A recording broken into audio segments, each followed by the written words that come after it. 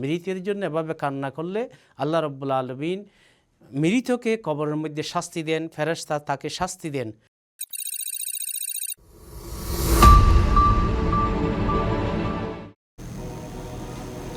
3, 2, 1, action. আসসালামু আলাইকুম ওয়া রাহমাতুল্লাহি ওয়া বারাকাতুহু। ইন্নাল হামদালিল্লাহ ওয়াসসালাতু ওয়াসসালামু আলা মান লা নাবিয়্যা বা'দা, আম্মা বা'দ। সুপ্রিয় দর্শক, মানাহিল টিভির পক্ষ থেকে আপনাদেরকে স্বাগতম। আজকে আমি একটি বিষয় নিয়ে আলোচনা করব। বিষয়টি হলো ইসলামী যে ধৈর্যের কথা রয়েছে তার সময় কখন।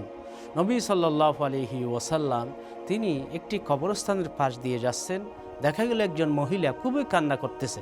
তখন নবী সাল্লাল্লাহু আলাইহি ওয়াসাল্লাম বললেন যে তুমি এভাবে কান্না করা উচিত না, মৃতের জন্য এভাবে কান্না করলে আল্লাহ রাব্বুল আলামিন মৃতকে কবরের মধ্যে শাস্তি দেন, ফেরেশতা তাকে শাস্তি দেন।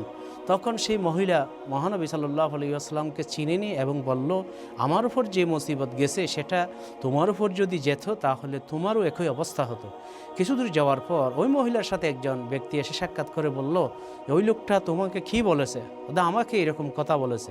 ওটা তুমি কি চিনো না? উনি তো আমাদের নবী মুহাম্মদ সাল্লাল্লাহু আলাইহি ওয়াসাল্লাম।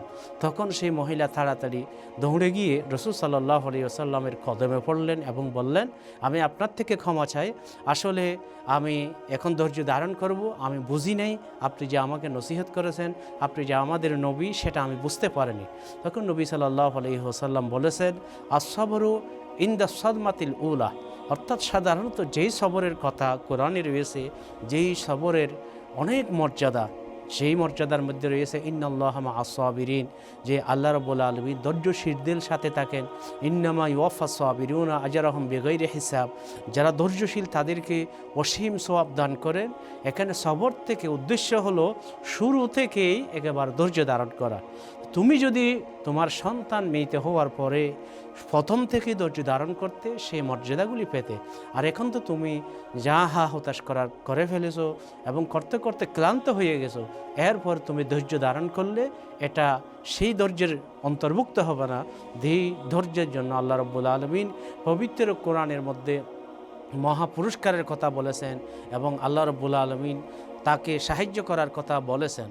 তাই সেই হিসাবে যে কোনো মুসিবতে শুরু থেকেই ধৈর্য ধারণ করা, এটাই হলো সুন্নাহ এবং এখানেই সওয়াব রয়েছে। কিন্তু শুরুতে যদি আমি হুতাশ করি এবং বিচলিত হয়ে যাই, পরবর্তী সময়ে ক্লান্ত হয়ে যদি আমি ধৈর্য ধারণ করি, তখন যে সবরের ফজিলত, যে আমরা যে বলা হয় ধৈর্যের ফল একেবারে মধুর সে মিষ্টি, এই ফলগুলি আমরা পাবো না যদি শুরু থেকে আমরা ধৈর্য ধারণ করতে না পারি। তাই যে কোনো মুসিবতে আমাদেরকে রাসূল সাল্লাল্লাহু আলাইহি ওয়াসাল্লাম শিক্ষা দিয়েছেন যে ইন্না লিল্লাহি ওয়া ইন্না ইলাইহি রাজিউন বলে ধৈর্য ধারণ করা।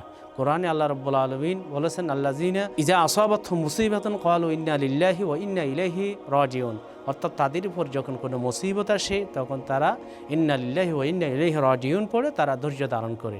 তা আল্লাহ রাব্বুল আলামিন যে কোনো মুসিবতে শুরুতেই আমাদেরকে ধৈর্য ধারণ করার তৌফিক দান করুন। সুপ্রিয় দর্শক, আপনাদেরকে অসংখ্য ধন্যবাদ। আসসালামু আলাইকুম ওয়া রাহমাতুল্লাহি ওয়া বারাকাতুহু।